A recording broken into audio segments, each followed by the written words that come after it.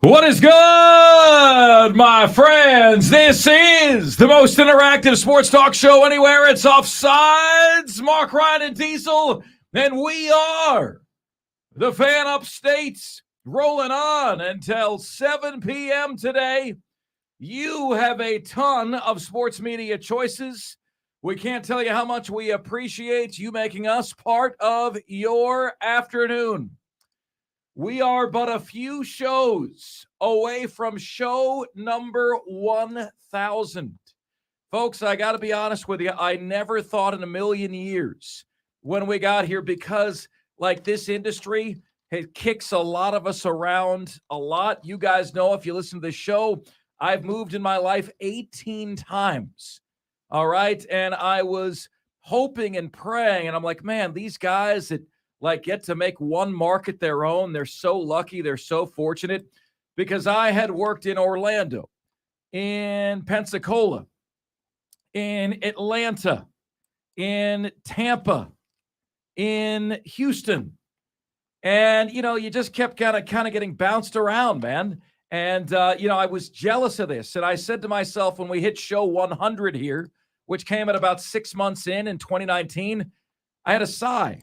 Because I said, I'd love to get to show 1,000, but because the average full-time job in our industry lasts 2.3 years, I didn't know if it would be possible. I think it's possible now.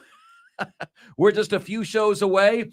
Folks, if you've heard the promo, fantastic. We love it. My mom just gave me a call in the car on the way over here, and she goes, Mark, I got to ask you a favor now. I'm asking her a favor, Diesel. I want her and my dad to watch Ted Lasso. Okay. So I said, Mom, Dad, you guys got to do like the free 3-month trial. I think they've done research, Diesel. They realize that if you give them 3 months, what happens is people forget to cancel. Yeah. And so then you're on the hook to buy whatever they want. But also the benefit is you can watch all of Ted Lasso in 3 months and pay nothing. And they don't watch more than like an episode or two a day. They're busy senior citizens. But I said to Mom, you got to get this. That's the favor you can do for me, and you'll love it. She goes, now I need you to do me a favor. Mark, can you get that promo that you have for your 1,000th show, and can you send that to me? I think that is amazing. Who did that? And I said, well, it was, I've been telling my boss, I said, we should do a big thing around show 1,000. He said, great. Can we put together a promo for it? He wrote the script. I sent him the clips. She's like, Mark, that is amazing. I love that promo. So, folks, it's going to be at Ingles Markets next Wednesday, show number 1,000, 8004 Warren H. Abernathy Highway in Spartanburg. We're going to have gift cards to give away to Ingles Markets. We're going to have shirts and hats from the Fan Upstate to give you. The problem for you is you have to meet me. Okay, that's the unfortunate part. But I will be out there. It is going to be show number 1,000, and we're honored and tickled that we made it this far. There's only been one or two times, Diesel, that I was worried for my job security here. Actually, four. Okay, actually four. There was one particular dust-up that I was worried about. I think we were all a little bit concerned with the pandemic, right? When you and I, Diesel, were making drunk jokes about Robert Caslin, there were some folks at a network that contacted our bosses and said we should be fired because we didn't have proof that Robert Caslin was drunk. How dare they? Did anyone ever come out and say Robert Caslin wasn't drunk? Remember all the Gamecock fans that were like, when it comes out that he has a medical condition and he wasn't drinking, and that never came out, did it? Well, and then it came out that they didn't know what the hell they were talking about either. Right. Oh, they're just making up maybe he's got a medical situation. Maybe that's why he appears drunk. Maybe that's why he said the University of California. Or what did he say? I don't know what medical condition other than Tourette's gets you to say the University of California. Yeah, no, I don't know. And then there was the time, this was a swing and a miss by me, but when Marshawn Lloyd tore his ACL, I said, man, you got Gunnar Stockton. You lost Marshawn Lloyd. You'd make that trade, right? You'd make that roster trade. How insensitive it wasn't sensitive, and I apologized for that one. But 3 or 4 times, again, folks, my belief is if you're not getting in a little bit of trouble every now and then as a show, you're probably not pushing the envelope enough. Diesel, you've told me some amazing skits that you pulled in your time at the radio station. I got in trouble for every single one of them. Every single one of them. The Rise guys push the envelope quite a bit. I think you got to kind of push the envelope, or you're really not, you're not being edgy enough. And I think in our business, if you're not, guys, I don't know about that one. I don't know about that. I remember one time. So you're in for strip handicapping live on Offsides? Probably not, Diesel. Oh, probably not. Diesel, I remember one time specifically, I said to our boss, I said, Mark, here's what I want to do. You tell me if we can do this or not. I want to take the best white American players in the NBA, and I want to see like how crappy they would be if it was all just white American players. And then let's figure out what the record would be. And it'll be like Kevin Love and JJ Redick and, guys like that. Tyler Hero might be the best player on the team. Really high free throw percentage on that team. Yep. Terrible at everything else. Yep. And he winced. Mark winced. And he's like, you gotta kind of massage that one a little bit. Well, if you had used the word European. That's right. You might have been okay. That's right. So, my friends, we are jam-packed on a hump day edition of the show. Coming up on the show today, we're going to squash a bogus myth in sports and sports media. We're going to have Landon Powell from North Greenville University joining us at 4 o'clock today. I have been feverishly crunching some numbers. You'll see it right here on the YouTube stream. I've been feverishly crunching some numbers on conferences in college football. We've got our Upstate's favorite athlete bracket, second matchup of the day. Matchup number 1 thus far has been an absolute beatdown.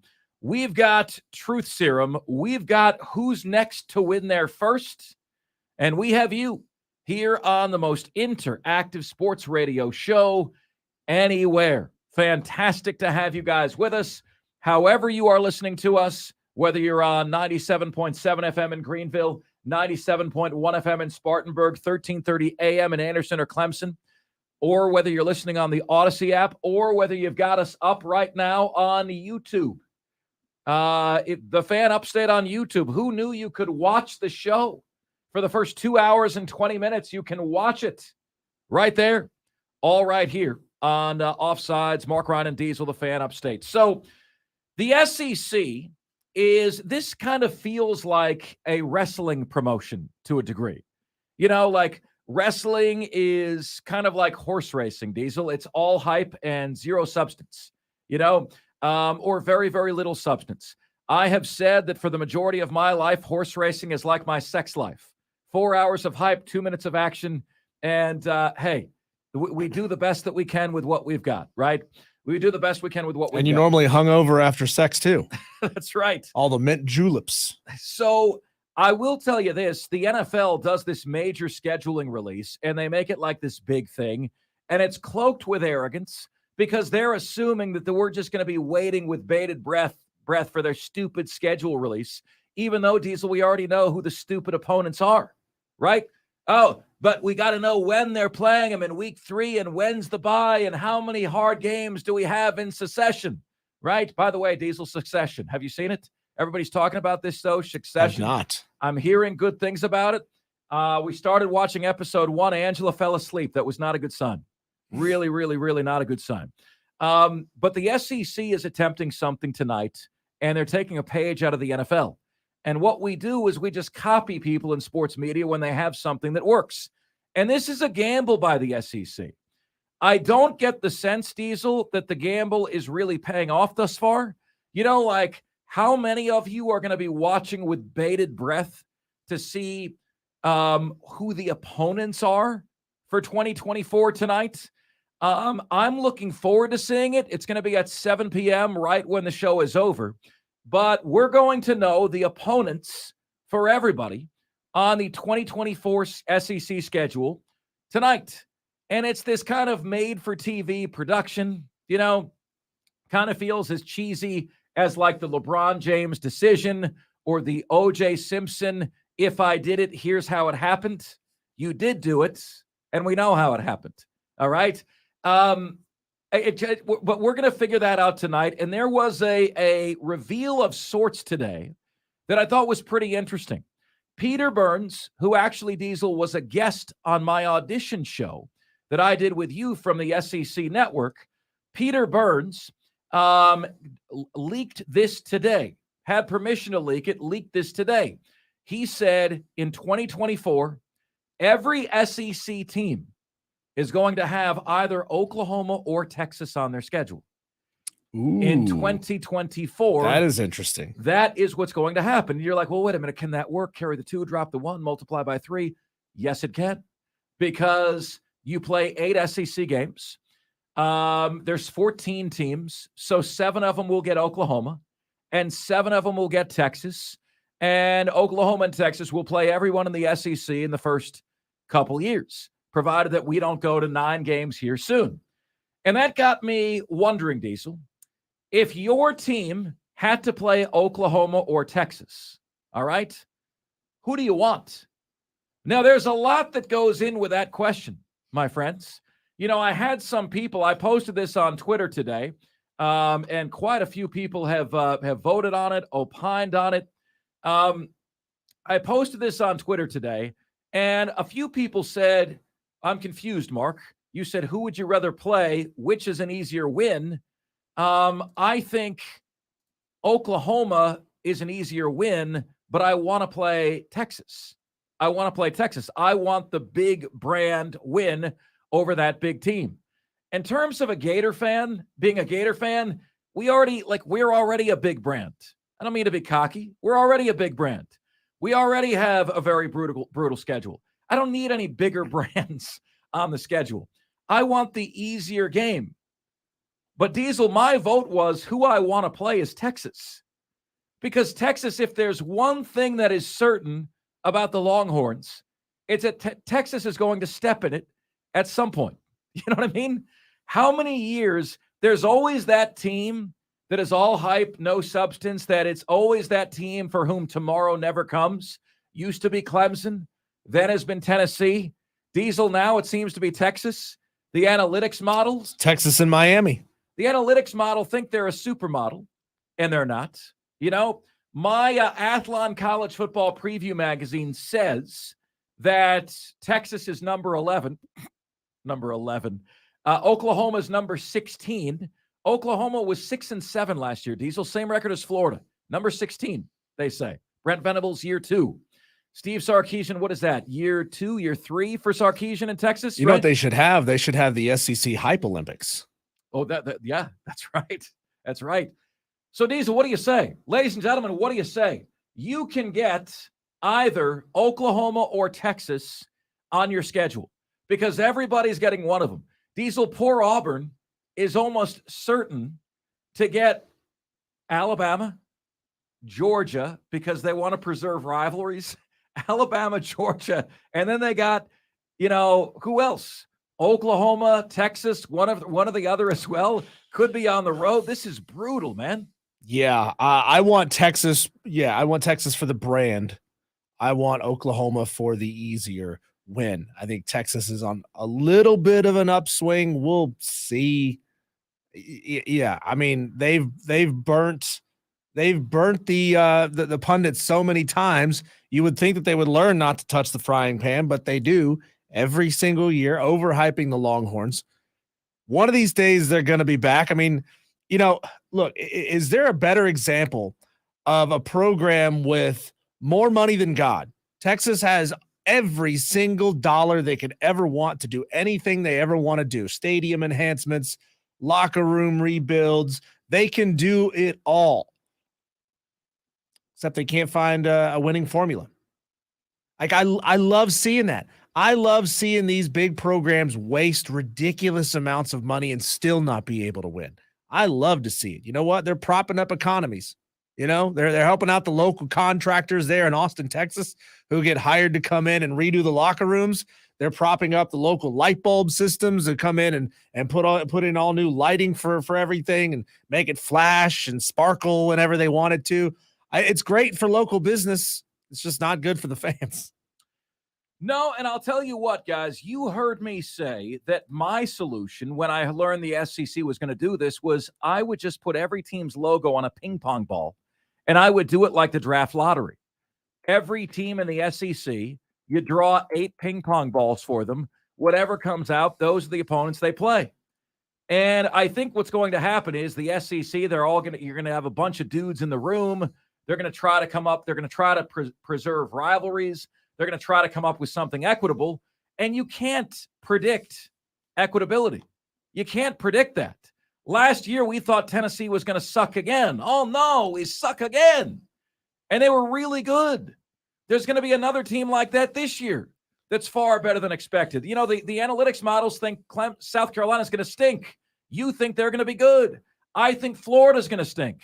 The analytics model says somebody's going to be good. They're going to try to make this equitable, Diesel, and they're going to have egg on their face because certain teams are going to just absolutely get bent over by what they get. Look, if college football and dinosaurs have proven to me anything, it's that life finds a way. You cannot tinker with a structure to try to get the outcome that you want. It will not work. Chaos always finds a way to reign. Always. Can I ask you guys this question? 2 questions. So you got the question, who would you rather have on your SEC schedule, Oklahoma or Texas? All right. I would rather, Diesel, have Texas because I don't think they're going to be as good as Oklahoma. I don't have faith in Steve Sarkisian. I think they always step in it. If you had one wish for an SEC game, could be for your team, okay? What would your wish be? Brad Crawford, 24/7 Sports, gave us his 10 wish list games, 10 games that he's hoping to see. We want to see played in 2024. He says this is the list that he gives: Georgia at Texas, because you want Georgia to have some challenge. Alabama at Georgia. Ooh.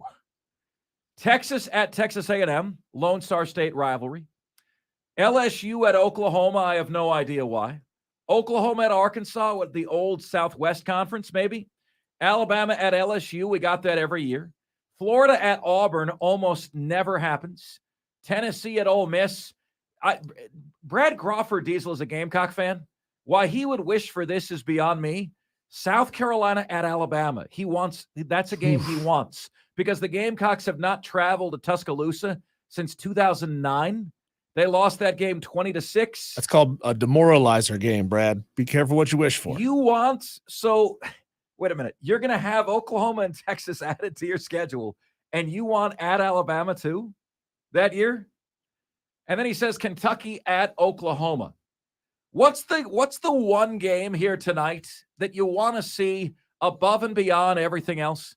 Diesel, quite honestly, my wuss factor is increasing by a factor of 10 here. I'm just really excited to see, hopefully, LSU off of the schedule now. It's not a rivalry. And they make LSU be Florida's cross-division rival. It's a swamp thing. Every single year. It's dumb. It's just a swamp thing, It's dumb, and we lose, and we throw shoes. Oh, that's why you don't want to play the game And anymore. I'm over it. Ha. I'm over it. It's not even a rivalry. It's not a rivalry, and they make us play the stupid game every year. So what I'm most looking forward to is something that isn't going to happen ever again. And look, if you get to mix in more games against Arkansas or Mississippi State or you know what I mean? I'm down with that. I just want it to be equitable. It's never going to be equitable if you have permanent opponents. It's never going to be equitable because someone's going to get Alabama and someone else is going to get Vanderbilt, and that's never going to be fair. That's never going to work. 71307 on the text line is where you can get to us today. Who would you rather have on the SEC slate? Schedule reveal coming your way tonight on the SEC Network at 7 p.m. And what is one SEC game that you absolutely, positively must see? 71307 is where you can get to us. Coming up next, who is the next to win their first? You'll always remember your first time. It's Offsides, Mark, Ryan, and Diesel, and we are the Fan Upstate.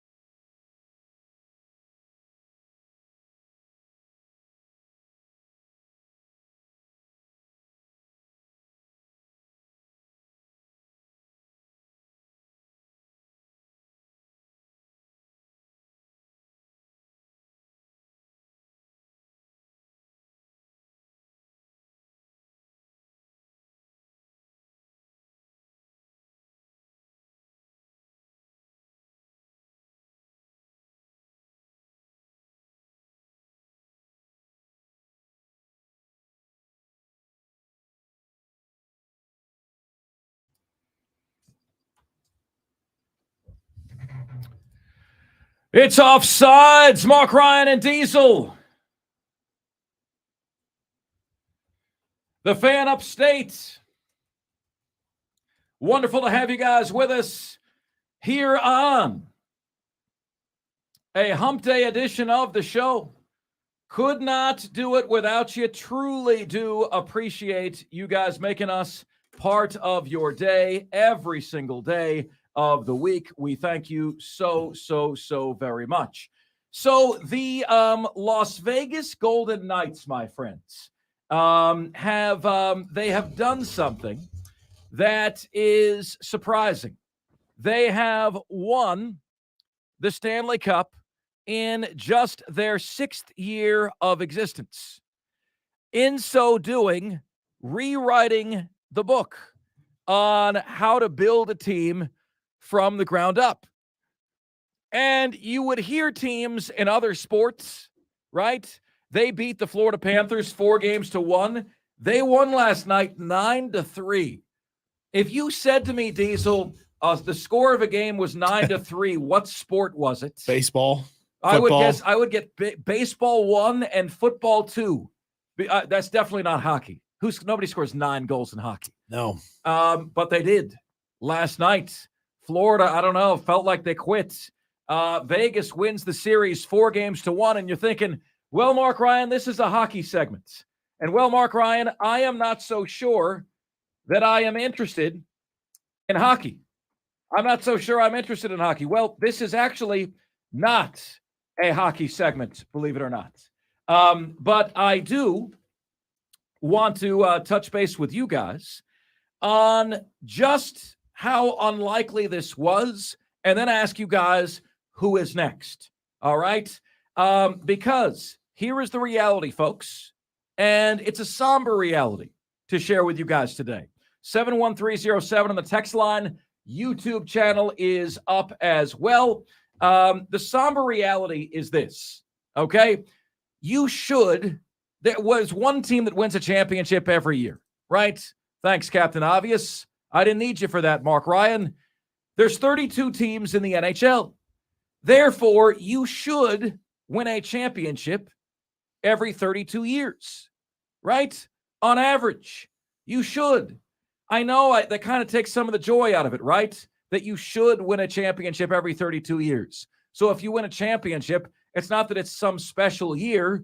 It's the mixer should spit you out as champion once every 32 years. That is if you are average at your job, if you're a typical franchise. In pro sports, right, or in college sports, you know, if you're an SEC team, you should win the SEC championship once every 14 years. You should, you know, unless you're Vanderbilt, below average, or unless you're Georgia or Alabama, above average. The same holds true for professional sports, right? It is embarrassing that the Carolina Panthers began playing in 1995, and here we are in 2023, and it's now 28 years, and we're coming up on 32, Diesel. And, you know, there was a 50-50 shot they'd win one in the first 16 years, and then the other 50% supposed to happen in the next.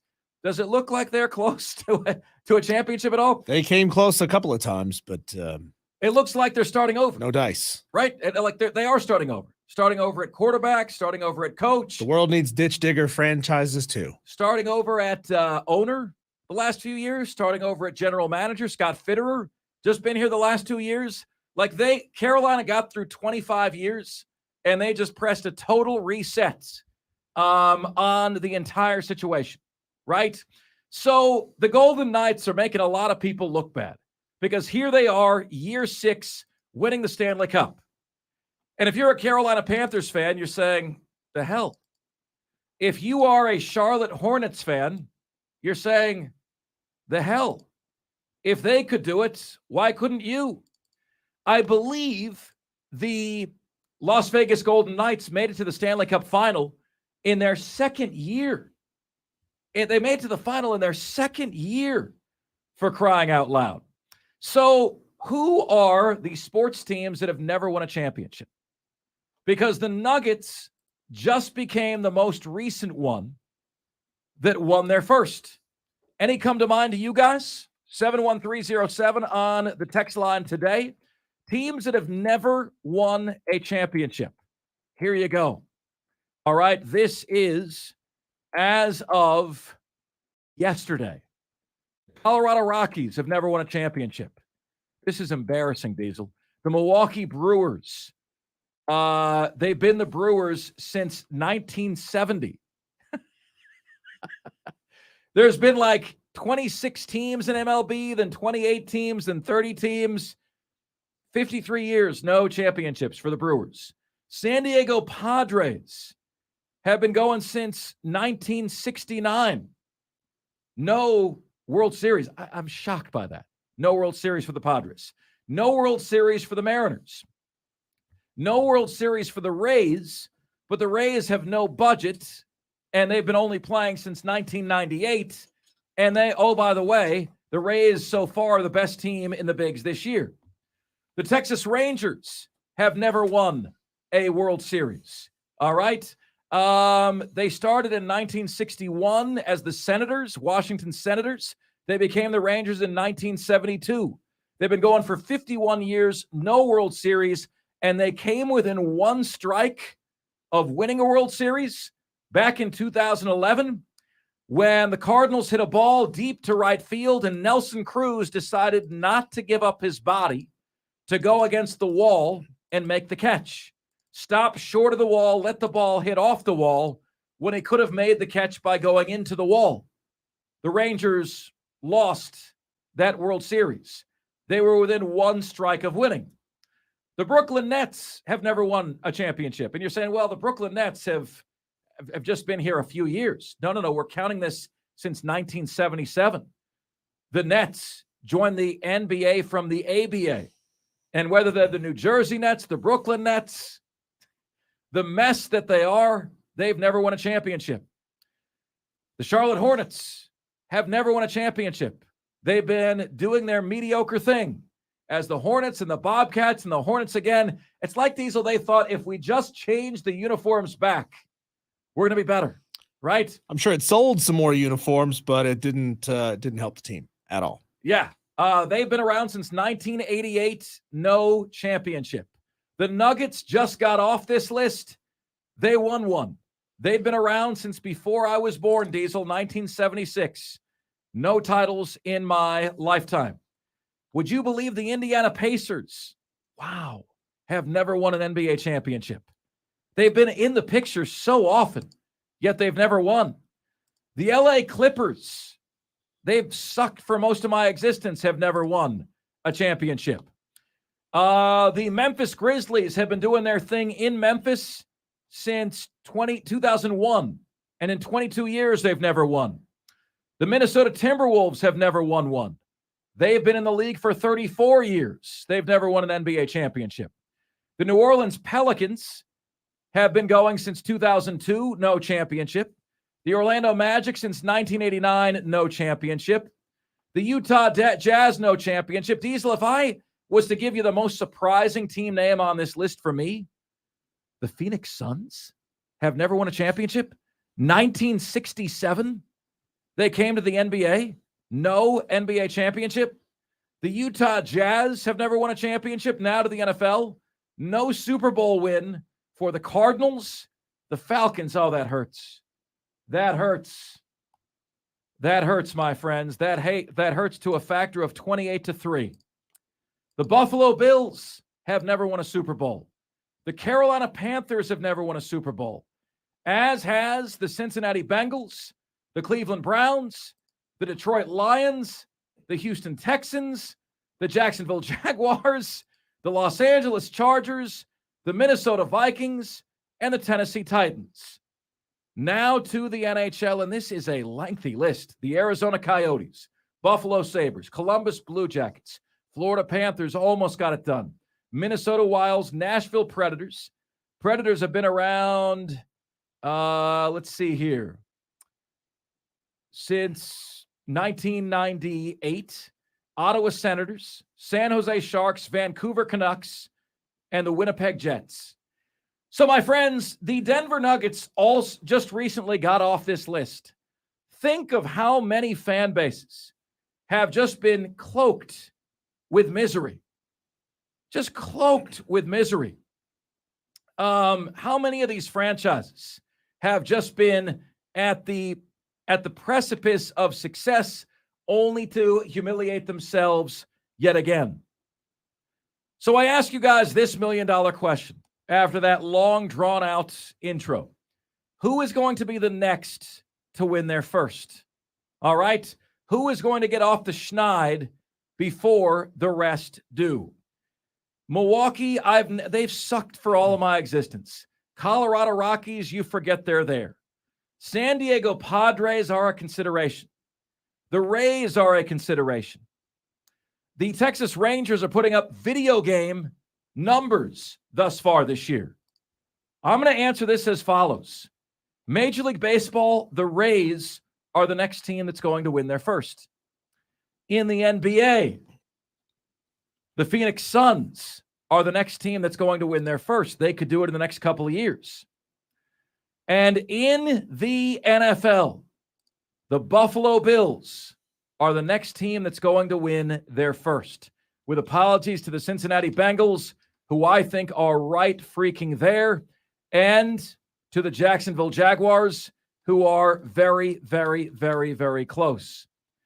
And then over to the NHL, I'm going Nashville Predators as the next to win their first because I know how nutso that city is for their team. It's an existence in misery, folks. Like all of these teams, it's an existence in misery. And it is so heartbreaking to consider that you should, however many teams there are in your league, you should win one every few years. And yet they don't. Texter says, by your stats, Mark, the Gamecocks should have at least 9 national championships, and they have 0. That's what a texter said. I didn't say it. I'm just the messenger here. Oh, yeah. Yeah, that's true. The Rays will fulfill the Tampa Bay prophecy this year. So says a texter. Yeah, the Gamecocks.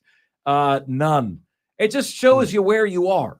You know what I mean? Like Florida's not won the SEC in over a decade. And in my opinion, you should never have a decade where Florida doesn't win the SEC. That should never happen, right? Should never happen. Like I'm looking at this preview magazine right now, Diesel. Florida is 5th in the East. Like this makes me sick. Do you understand how sick that makes me? And I think the magazine is right. When is Florida going to move to the ACC so that it becomes easier to make it to the playoff? Oh, would you stop? That was the South Carolina take. You don't need to subject me to that with the Florida Gators, man. Come on. I mean, think about it. The ACC could own the state of Florida. They could. You could have Tallahassee, Gainesville, and Miami. You guys tell us. 71307 on the text line is where you can get to us.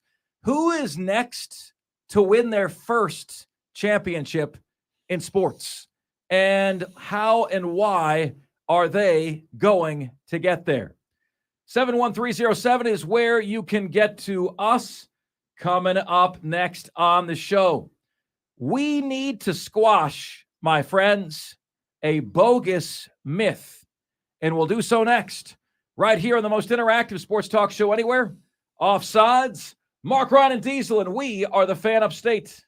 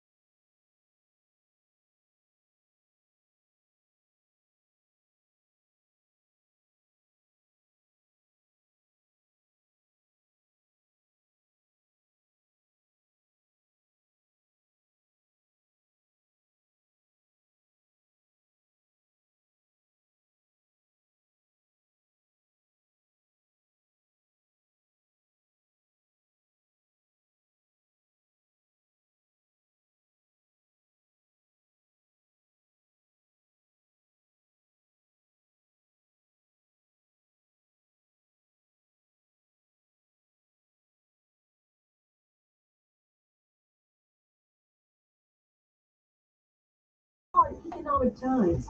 For this free information, call the Accredited Debt Relief Hotline now. Call 800-330-2900. 800-330-2900. That's 800-330-2900. Progressive covers pets in our auto policy at no extra charge. Now let's see what your dog has to say. Hey, dog, I think Progressive's auto pet policy is over. What is that? That's a split tail. Weird. Anyway, Progressive protects. There it is again. See? This is why I need protection. I'm so distracted. Nope, that is still a tail. Progressive auto insurance covers pets for up to $1,000 in a car accident at no extra charge. And we think your dog would say that's great too. Progressive Casualty Insurance Company and affiliates. Coverage for cats and dogs included with the purchase of collision coverage and subject to policy terms. Next up, straight talk from Doug. Ever notice that saying no offense is offensive? Like, no offense, but you're overpaying for your wireless. See? Offense. That's the Straight Talk Talk. Get unlimited plans as low as $35 a month from Straight Talk and America's most reliable 5G network. Available at Walmart and Walmart.com. On the $35 plan, first 10 gigabytes data at price range and 2G speed. Refer to below this terms at straighttalk.com based on most requests ranking group metrics. Second half 2022 assessment of 125 details. Experiences vary between endorsement. Anywhere fans go to cheer on their team, there are behind-the-scenes MVPs, ensuring everything is game day ready. We see your drill, fixing the seat so every fan can enjoy every game. And Allie, who keeps her stadium running smoothly from the moment the first game starts to the last play of the season.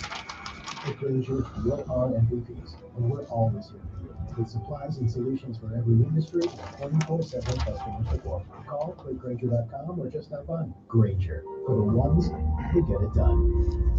Hey, it's Tiki Barber. For a championship team, every player needs to be a perfect fit. It's just like your vehicle. Every part needs to fit just right. So the next time you need parts or accessories, head to eBay Motors. With eBay Guaranteed Fit, you can be sure every part you need fits right the first time. Just look for the green check. With over 122 million parts to choose from, you'll be back in the game in no time. Get the right parts, the right fit, and the right prices at ebaymotors.com. Let's ride. Eligible. Diesel, could you buy me another minute?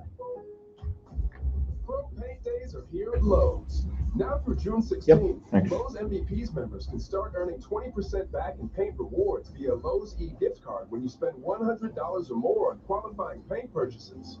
Stock up on top paint brands like our new and exclusive HGTV Home by Sherwin-Williams Spec-Rite Pro Interior Paint. Lowe's knows pros. Exclusions, restrictions, and more terms apply. See Lowe's.com/L/pro loyalty terms. Subject to change. I'm Tony DeZeri with your sports update on the Fan Upstate.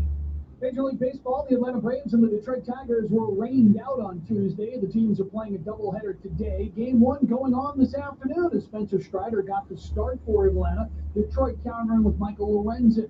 The Braves will return home Thursday. They'll take on the Colorado Rockies in a 4-game series at Truist Park.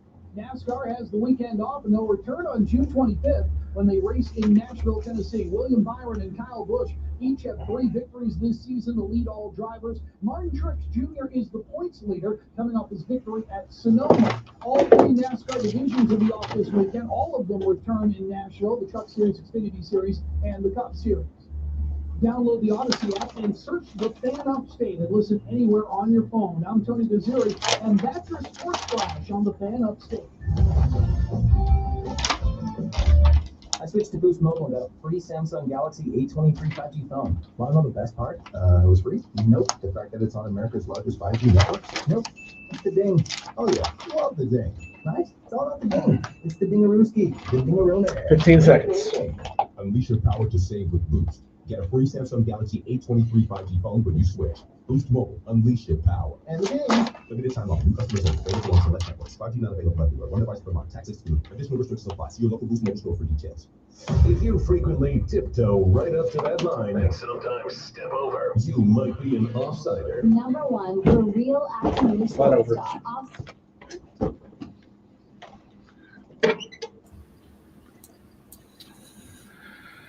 It's Offsides, Mark, Ryan, and Diesel. We are the Fan Upstate. Fantastic to have you guys with us here on a Hump Day edition of the show. We've got Landon Powell from North Greenville University joining us at the top of the hour. A season that ended without a back-to-back national championship for North Greenville, but still one where they made it to the college World Series. And it's weird, man. Like, we all have goals to get higher than where we are, you know? There's always someone out there doing something better than you are, right? Except when you're the national champion, like, where do you go from there? Dynasty. Like, where do you go? You go to Dynasty. That's where you go. We've set the parameters. Diesel, what are they? 3 championships, 10 years? 3 and 5. 3 and 5 was yours. I think 3 and 10 was mine. Over a 10-year period, did you win 3? Do you have a dynasty source? But three, Diesel. You know how many teams there are in D2? If you win 1 and then you wait 3-4 years to win another one, and then you wait 2 more years to win another one, that's not a dynasty. That's excellence. That's sustained excellence. It's not a dynasty. You're getting too liberal with our uses of like the word dynasty and greatest of all time. People really don't know what the word greatest means. Yeah, Diesel, I would say if you win 3 conference championships in 10 years, you don't have an SEC or an ACC dynasty. But in college sports, there are so many bloody teams that if you can be good enough to win 3 in 10 years, I don't know, guys, what do you think? Like, what is your dynastic criteria?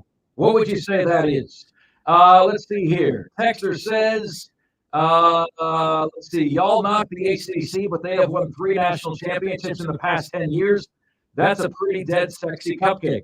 2 of the 3 were Clemson, and they did have 1 in Florida State. And I appreciate, Texter, that you're giving me that stat right before Florida State's championship falls off next year. You know what I mean? Right before it falls off, you're getting that stat in right under the gun while you can still use it. And I value that, and I appreciate that. You have an alert on your phone for when that stat's about to expire, Texter? I know. Use it as many times as you can. Today's your last day. I don't want you to get sick eating that stat past the expiration date, okay? I really don't want that to happen. Folks, by the way, if you are interested in some conference versus conference measurements, we're going to have those for you coming up on the show today at 4:20 in the 4:20 segment. I remember Diesel took a keen eye to this last year. This looks like chicken scratch on my paper here, Diesel, but it makes sense to me. And I will share with you what we've got here coming up at 4:20 p.m. Conference versus conference, strength versus strength. Where do all the conferences stack up? Who is the second best conference in college football this year? Who is the best group of 5 conference in college football this year? I will say this, Diesel. In my preliminary work here, we have 2 conferences, and I think we're getting the answer as to whether all of this NIL and the transfer portal, is it going to make the rich richer? Is it going to level the playing field? We're getting a negative answer to that with the looks of some of these conferences, okay? Conference realignment, whether it's helping people or not. Texter says the Gamecocks and our fans have always been compared to the Chicago Cubs. Only thing is, the Cubs broke their 108-year drought and won a title. So says Spur Daddy. I love how Spur Daddy is willing to call his team to the carpet. I love that. You want accountability for your team. So I would like, my friends, to, if we can, take a moment here to squash a bogus myth. And I'm tired of hearing this. I'm tired of hearing it. This is, I'm going to be totally open and honest with you. I've got a great relationship with Booger McFarland, but when he and I hosted together, he busted me in the head about this so many times. And when we had it out, Diesel, I remember one time we were calling a pick segment, Picking Boogers, and I got a slimy, juicy one for you. And he called me, and he goes, man, I'm not down with picking boogers. I'm not down with that for a segment. And I thought about it, and I agreed to back away. Does he take himself a little too seriously sometimes? I don't know. There was one time, Diesel, where a TV station, they had signed Richie Incognito, the Bucs did, who was a guy who was always getting in trouble, and they really needed some help on the offensive line. And the TV station came to the station to say, to get Booger's take during our show. And they didn't okay it with Booger beforehand. Booger's like, I'm not doing that. You didn't okay it with me. And I said, I'll do it. So they're right there in studio, and I was on the news that night in Tampa Bay. It's very into protocols and prior approval for anything before it actually happens. So the thing that he and I butt heads on, and this is why I was like, I was like, man, I'm going to get him with his pick and boogers because we always butt heads on this one thing. It was, Mark, what you say doesn't really matter because I played the game. You know what I mean? What I played the game. You wouldn't believe, Diesel, how often I was right over a guy that won 2 Super Bowls and played in the NFL. Well, he used to get hit in the head for a living. So, I mean, how sharp do you think his skills were? Kidding. It's just only a joke. No. But he's great. And I love Booger, and we got a good relationship. But I'm telling you, just like any relationship in a competitive environment, we had our good days, we had our bad days. There was one day in particular I was getting my ass kicked by him, and I felt like, man, I'm getting just paid to get abused for 4 hours every day for the delightment of Tampa Bay radio. And during an extended commercial break, I just went and I lied down on the couch, and I was just like rubbing my head. And my program director happened to be walking by, and he goes, Mark, if you can make it there, you can make it anywhere. And he said that to me. And I said, boss, you are right. And so I just want to say, Diesel, I don't know the particulars of how often I was right. Maybe I was right 55% of the time. Maybe he was right 60% of the time, and I was right 40% of the time. But I know damn well that I was right enough about football-related discussion that I felt like I flushed the whole conversation about you didn't play the game. And I continue to hear this. I hear J.J. Redick do it to people who didn't play the game. I hear Charles Barkley do it. Oh, we let the idiot media vote. We let the idiot fans vote. Ted Lasso didn't play the game, and he went out there and won championships. That's right. That's right. So, folks, where do you come out on this? I hear this a lot. When Gamecock fans are upset with me, they're like, why are we listening to him? I had a Gamecock fan tell me today to stick to the ACC because their perception is I'm a Clemson homer. We had a Gamecock fan on our Facebook comment section the other day saying, well, you're not a fan of Clemson or South Carolina. You don't get to talk about us. What? I don't think you guys get what exactly it is that we do here. I don't think you understand it. I don't think you get it. But where do you guys come out on this? The myth that if you didn't play, you can't opine. You can't offer an opinion, or your opinion isn't good or valid. And let me tell you, man, I had it out with Booger about that. So what you're telling me is we should all shut the hell up about politics if we've never been in politics? I guess so. Love that. I guess so. I love that a lot. Yeah. Booger and I had it out. And what I said to him was, dude, every time you do that on the air, you're undermining my credibility as your co-host.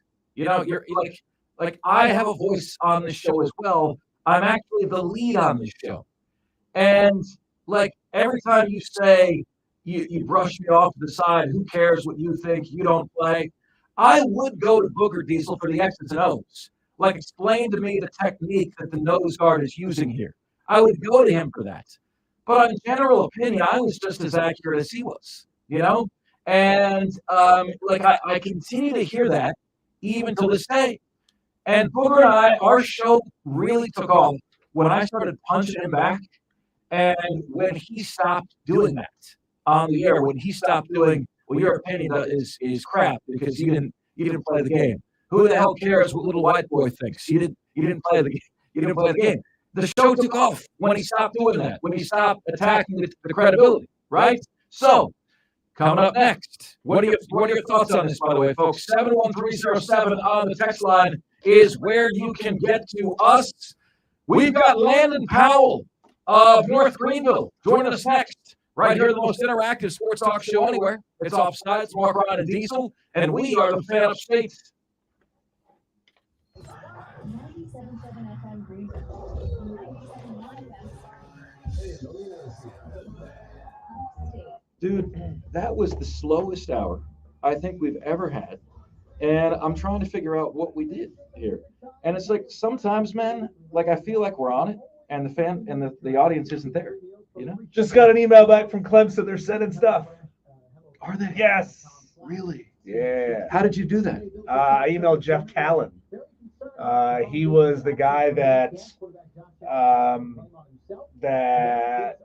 Ross Taylor suggested. Suggested. He said, I'm going to include Jeff on this, but he didn't include Jeff on it. I had to look up and find Jeff's email address. And then you email Jeff. And then I emailed Jeff directly. You ask him for a flag.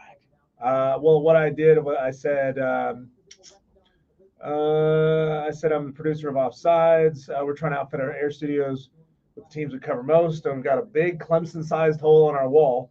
We want to make sure we represent the Tigers in our YouTube videos, on our Twitter, Facebook, and other platforms. Basically, we've got items from every school and local team around here but Clemson, and I was wondering if you had anything you might be willing to send us. Flat, lightweight items like flags, car flags, pennants, soccer scarves work well. Our sound dampening panels don't like to hold on to heavier items. Good stuff, man. And so he just replied and said, we're dropping a couple of promo items in the mail this week. Thanks for reaching out. So, hell yeah. Great. Hey, did the Greenville Triumph initially send us stuff on their own, or did you reach out to them too? We asked. Who did? I did. Oh, you asked? Like, I asked through Roy. Like, I asked, and then Roy's the one who actually reached out to him. I think I might have asked Hendricks or something. He forwarded it to Roy. I had an idea I wanted to bounce off you, man, before I get one and put it up. How do you feel about an ideas board where we can communicate with our other show? And anything that's hitting well, we put it up on the ideas board. Hey, you guys might want to try this out. Yeah, it'd be great to have something. Right there? Yeah, just like off camera for sure.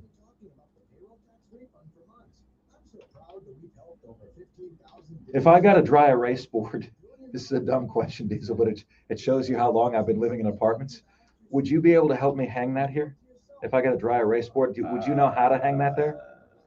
On that, no. It might be something more that sticks to the door. That's probably going to be something that has to stick to the door. Like I said, these panels do not like to hold on to heavy things, and if people are touching them, riding on them, erasing them, etc., then there's a good chance it's coming down. How would we stick it to the door? Adhesive, tape, double-sided tape, like the foam. Little double-sided sticky foam tape. Okay, so let's alternate questions here with the coach, okay? Yep. I don't even know who's won the national championship in D2, do you? Is it over? Not a clue. Our freaking YouTube comment line has been slow. I think Stephen Webb and Spur Daddy are the only two watching. Yeah. I mean,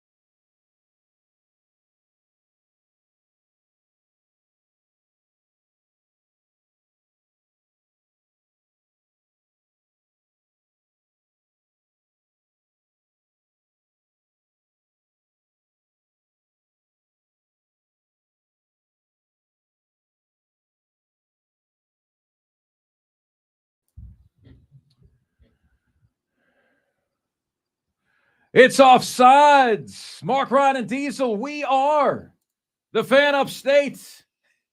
Spur Daddy is telling us our mics were on during the commercial break. What were we talking about? I don't even remember. Diesel, I have the memory of a goldfish when it comes to what we talk about during the commercial break. I know why that happened. It's because I had disconnected Mark's camera in one of the breaks and moved his camera angle. And when you do that, it literally changes every setting in StreamYard. So yeah, Spur Daddy, you got you got a backstage pass. You did, and all of you guys did that are on the YouTube page right now.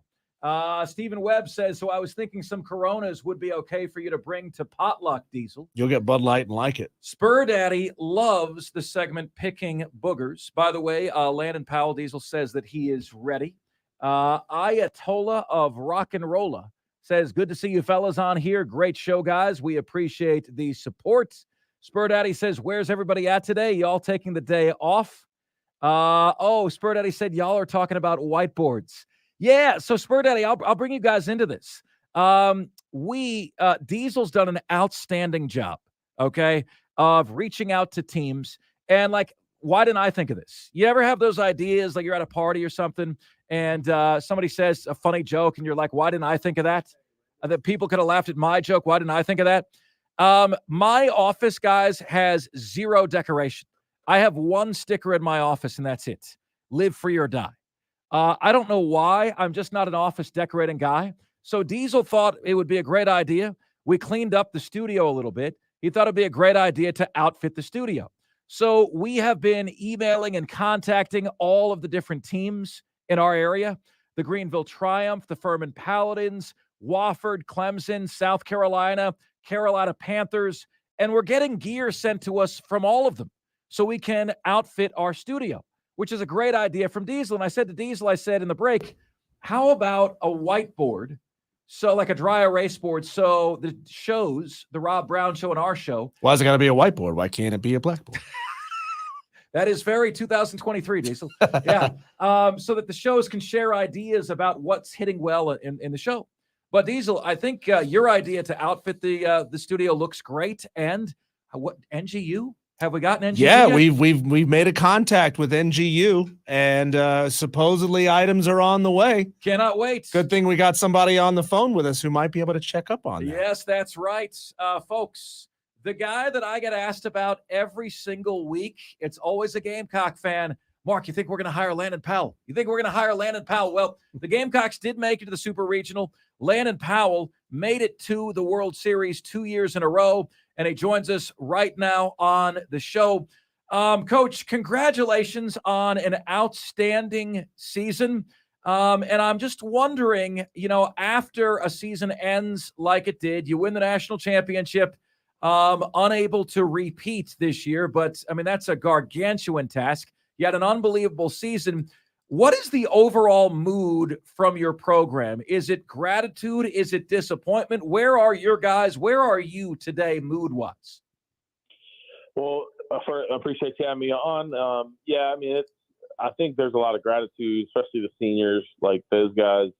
I think they're sad it's over, but they're happy it happened. You know what I mean? And they've been at the field the last couple of days. They're still here hanging out, hitting, working out, getting ready for the draft and pro ball. And, I've enjoyed still, one of the saddest things about being a coach and having seniors that graduate and move on, especially ones as special as the ones I've had, is you just know you're not going to see them. You're not going to be in your office and they're not going to turn the corner and walk in that door anymore. And I've enjoyed this week being here, that they're still walking in the door every day. And I know that time's going to eventually run out, but yeah, there's a lot of gratitude. We're happy with the season. You can't be disappointed with what we accomplished to defend the national title and win a conference championship and get back to the World Series, trying to defend that national championship. It's something really hard to do. It's very, very difficult to get to the World Series at our level because the way Division II does their postseason. And so we're very happy that we got back and we're able to play and carry in the World Series again. And, we didn't play great up there. We didn't hit well. And the ball didn't bounce our way and we didn't win it. But you can't be disappointed at what we were able to accomplish, even though I would tell you, I think myself and our coaches and my players, we do feel like we had the best team there, and we know we could have won it. The team that won the national championship, Angelo State, they beat us 5-3, I think it was. And we beat them last year in the World Series 18-3. So we know that we have the ability and the talent to be a better team than they were. But, this past week in Cary, they played better than us. And that's part of baseball. You got to be hot at the right time, and we weren't. But, yeah, a lot of gratitude, happy with the season we had. A little bit of disappointment because we know we didn't win it all. But, that's kind of where all the different mindsets are right there. Coach, I think the mark of a great program is when you have a number of guys who immediately after finishing playing or in the very near future want to come back and continue the legacy of the program that was so special to them. How many of the guys that are leaving after this season have expressed an interest in going into coaching and maybe coming back one day? Or do you believe that could be those type of guys to want to do that? Oh, definitely. For sure. I'm sitting in my office right now, and two of my assistant coaches are in here with me, and they both played for me. One was Hunter Dilworth. He was a shortstop pitcher, and now he's my pitching coach and works with our infielders. And the other one's J.K. Love.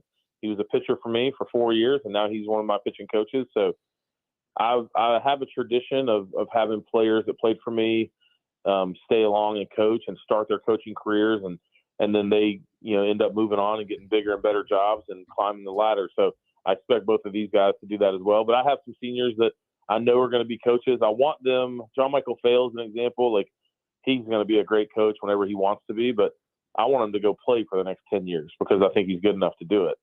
So he needs to pursue his career as a player first, and then when that door closes, then he can become a coach.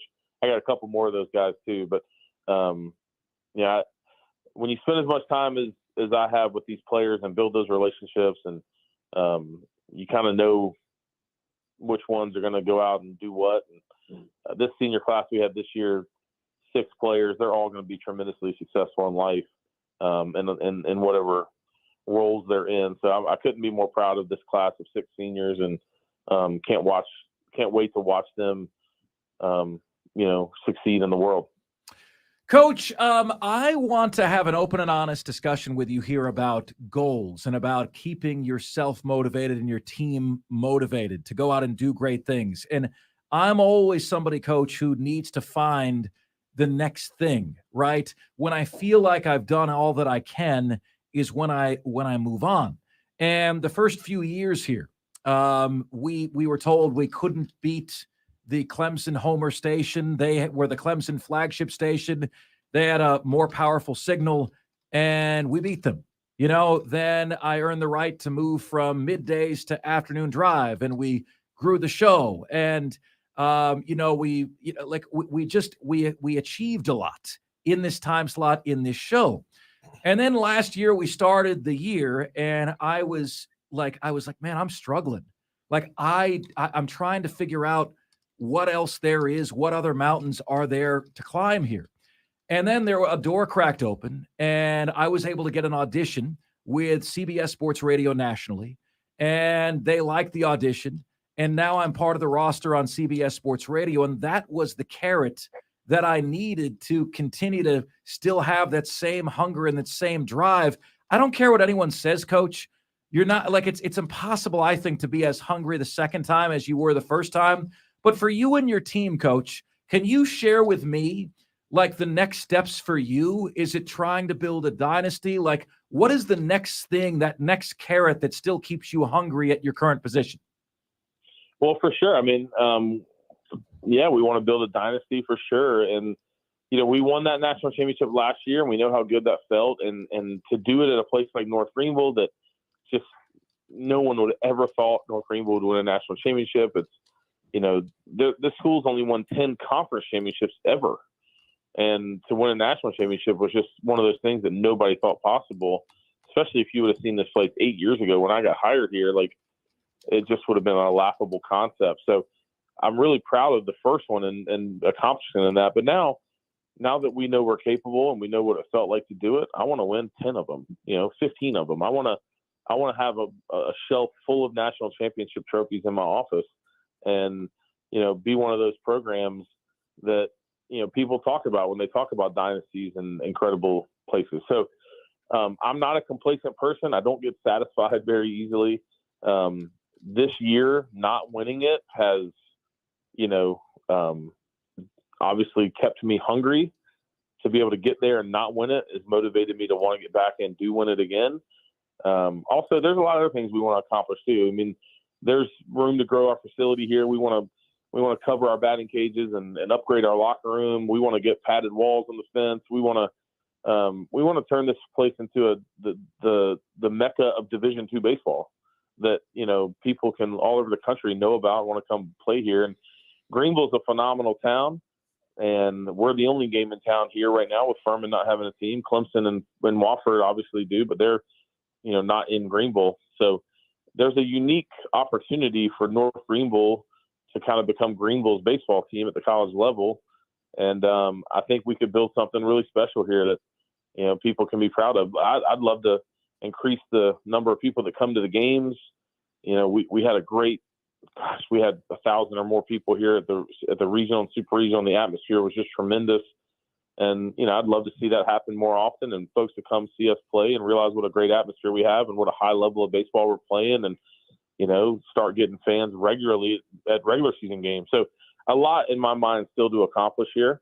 That's my carrot right now. And I'll tell you this, the truth is, Mark, the reason I do this is not for the carrot. I've realized that about myself. When I got into coaching, it was because I wanted to climb the ladder and get the next best job and all those things. And then I realized I actually fell in love with coaching for a different reason.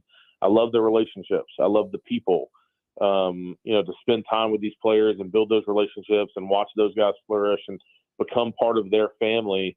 That to me is the most important thing I'm doing. And, championships and stuff help those things happen. But the truth is, all the things we're doing is for those relationships.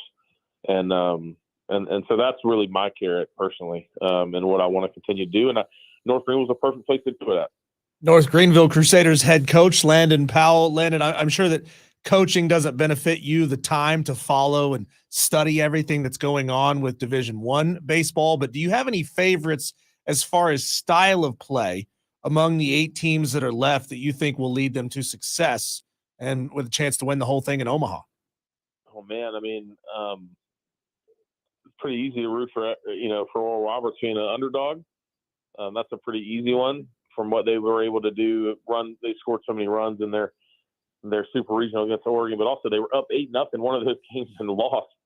So kind of a cool story about them. But LSU, I mean, if I could pick a style of play, give me LSU. They got guys hitting 450 with 20 homers, and they have pitchers throwing 100. That style is usually going to be pretty successful. So, I mean, if I was an odds guy, Wake Forest and LSU look really, really dangerous right now. I think those teams have a good shot at winning it. But I like to root for an underdog, so I'd love to see Oral Roberts make some noise. Landon Powell joining us on the show. Coach, could you give us a little primer on your team coming back next year? A lot of coaches feel good about their team, but what are the key pieces that you have to replace, and how do you plan to replace them, and how do you feel about the roster, how it's looking right now in total? Well, we are losing 6 seniors, which isn't a huge number. It's a small number, but we're losing some really big impact guys. I mean, John Michael Fail, our All-American catcher, probably the greatest Division II baseball player ever. He's graduating. He broke the all-time home run and RBI record this year. 4-time All-American, 4-time conference champion.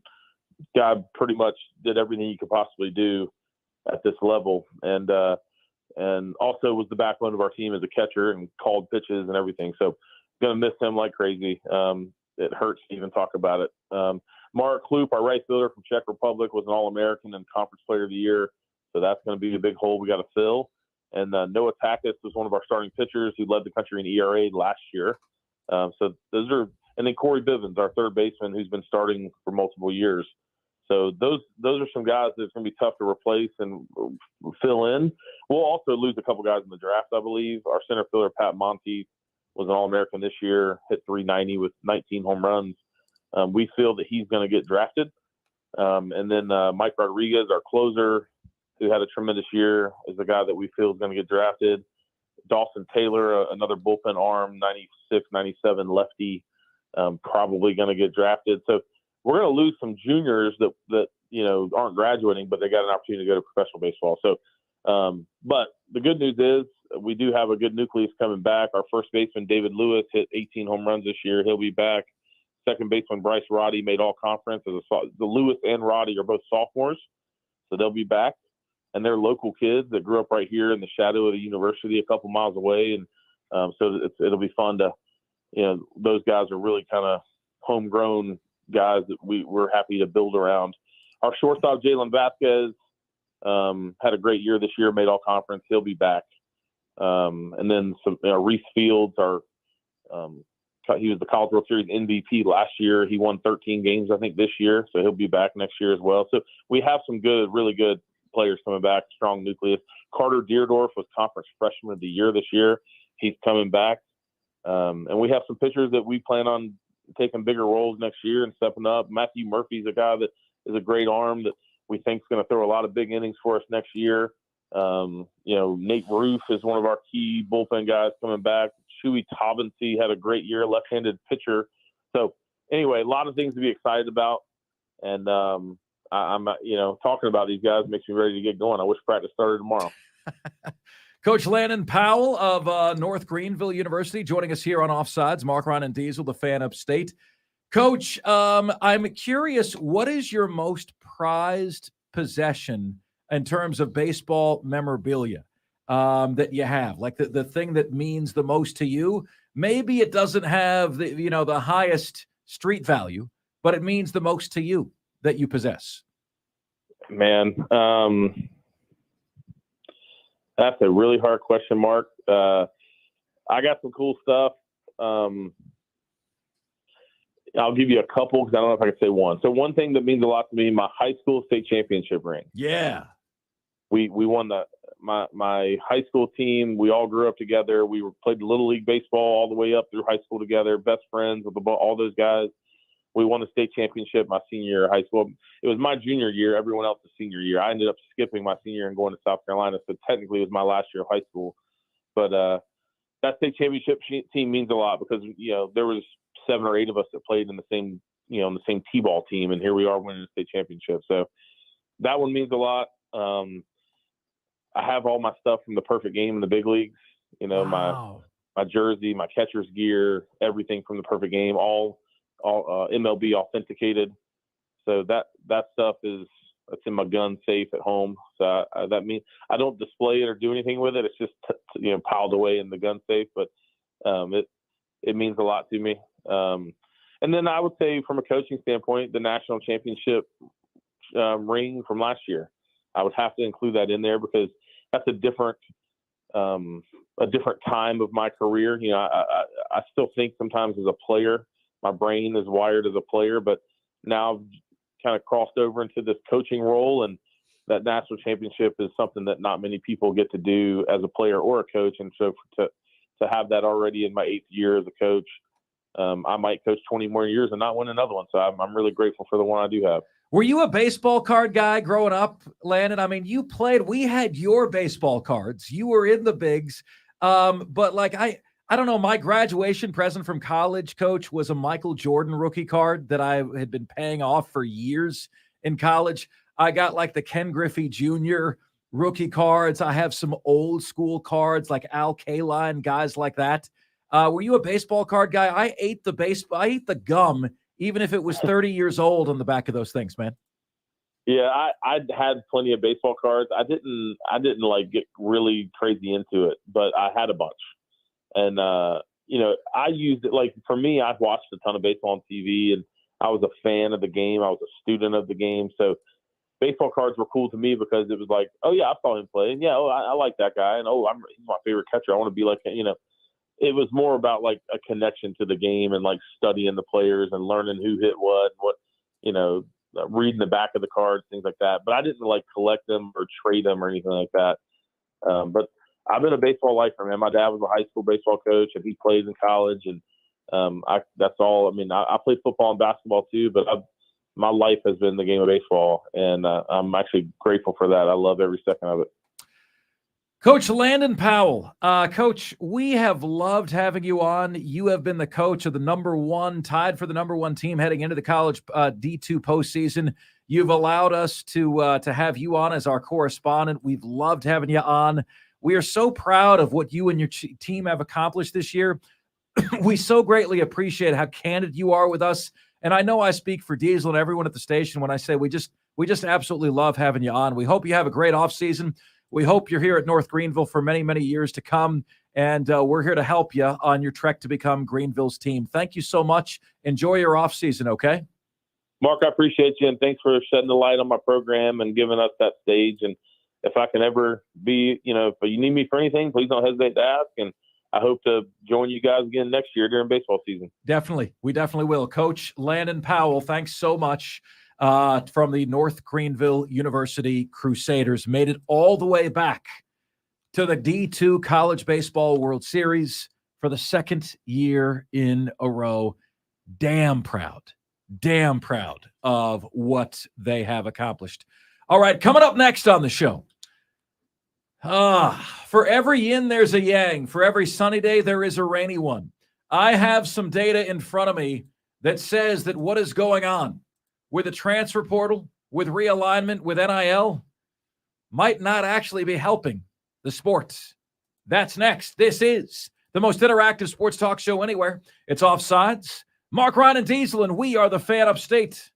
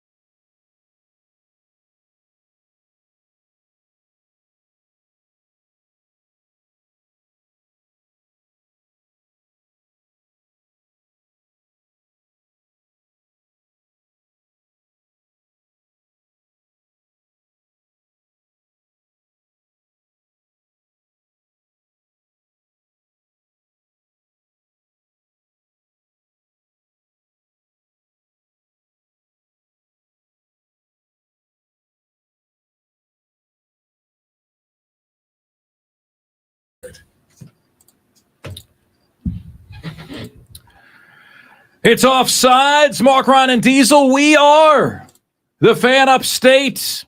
Fantastic to have you guys with us here on a Hump Day edition of the show. Text cracks me up, man. Texter says, Mark, you were mentioning when you and Booger used to spar. Teammates spar. You know, Diesel and I spar. Doesn't mean you can't have a great product, great show, right? Texter says, I dare anyone to try to take a dig at Mark for, quote, not playing the game. He probably won the Natty and NCAA 14. EA Sports. It's in the game. The Super Bowl in Madden and the World Series in MLB The Show. Great. Texter, that's the text of the day. You got the text of the day coming up right here, man. How do you beat that? How do you beat that one? Actually, Texter, I am in the throes of playing Baseball Stars. I have made the Rockford Peaches. Now, I want to know if any of you guys can tell me the significance of the Rockford Peaches. It's easy. Okay, but you're not qualified to you're not. You know how it works. Not Diesel. allowed. Every time we have something cool to win, you and I are not eligible to win it. You know how that works, right? So the Lame. Rockford Peaches, I created in my Nintendo game. It was the first game ever where you could make a team. I created the Rockford Peaches, all Sheilas, all girls, and I'm trying to take out the American Dreams, who have Pete Rose, Babe Ruth, Willie Mays, Joe DiMaggio, Hank Aaron. They got all these cats on the same team. I'm trying to take them out. All right. And I'm like 5 games back of them with like 25 games to play. All right. So I'm doing my best. I'm doing my damnedest. Texter says my favorite catcher growing up was a guy named Biff Pacorba, a switch-hitting catcher for the Braves. I feel like sometimes with your text, guys, I feel like sometimes I'm being punked. You know, Biff Pacorba. Real text or fake text, Diesel? Biff Pacorba. If it's a fake name, it's a really bad fake name, so I'm going to say it's real. You think so?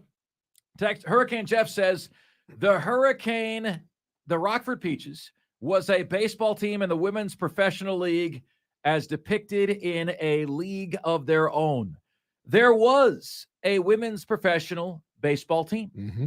For some ungodly reason, and this league, Diesel, existed for like 10 years. For some ungodly reason, at some point, we shuffled women to softball. We told them they can't play baseball anymore. But for quite a long time, and this league was doing its thing. It had attendance probably on par with the WNBA today. And people would go, and they had stars, and they had really good players, and they had a couple of teams were in the league for the entire duration of the league, and people would show up, and people would watch, and they had really good female baseball players. Madonna was very trustworthy in that movie. She was. Yeah. And that Gina Davis. That Gina Davis in A League of Their Own was one of my childhood crushes. Smoke show. One of my big childhood crushes. Total smoke show in that movie. Probably a reason why I still find the pinup look so damn sexy. But you know why, Diesel? Like, you might not say this, but she was also wholesome in that movie.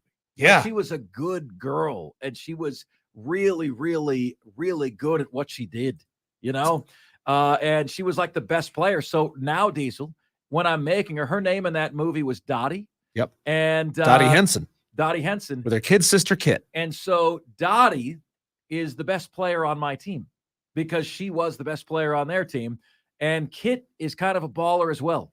You know, believe it or not, I know somebody in 2023, an adult female whose name is Dottie. Do you? No way. Yeah. No way. Do you remember what Madonna's name in that movie was? All the Way May. Oh, wow. All the way. Yeah. May. The center fielder for my Rockford Peaches in the game Baseball Stars is May. M-A-E. And I'll tell you, it pisses me off when they hit my girls and they cry. There's some sexism in that game. But at least, Diesel, they allowed the girls to be in the game. Marla Hooch. What a hitter.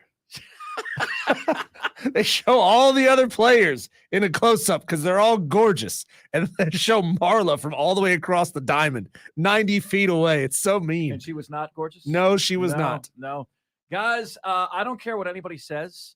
A League of Their Own is a top 10 sports movie ever. Of course. I don't care what you say. Tom Hanks was great in it. I still, anytime somebody asks me for random advice, I'd say avoid the clap, Jimmy Dugan. Yeah. Because that's what he wrote on the kid's baseball. Yep. He's like, can I get an autograph? He writes, avoid the clap, Jimmy Dugan on the baseball. God. Yeah, guys, like for me, sports movies, the more dependent they are on game footage, the less I like it because I can't suspend disbelief to trust what I'm seeing. I know that what I'm seeing is phony. If the best scene in your movie is some championship game that was staged, you don't have a very good movie. But when the movie is 42 about Jackie Robinson, it's all about what he went through. I'm in. When the movie is A League of Their Own, it's the story of this league and how they came about and how all the women are still close today, or they were close 25 years ago when the movie was made. That gets me. That gets me in. The Rockford Peaches. Believe in the Rockford Peaches. All right, coming up next on the show, I've got some data here that unfortunately paints a bleak picture to what is happening to the parity in college football by way of the transfer portal, by way of NIL, and by way of conference realignment. That, my friends, is next. And this is the most interactive sports talk show anywhere. It's Offsides, Mark, Ryan, and Diesel, and we are the Fan Upstate.